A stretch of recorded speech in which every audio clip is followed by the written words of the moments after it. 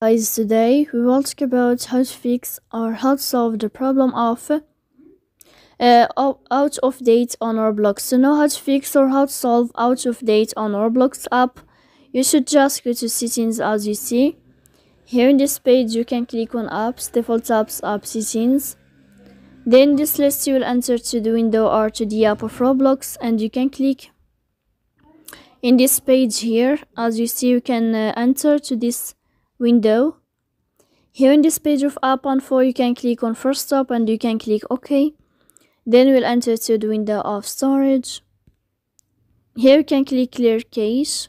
Don't click clear data because that can cause you errors in your app. In the end, you can turn on your airplane mode and you can turn off your airplane mode again. So please don't forget to support us by like and subscribe. See you next time in another video.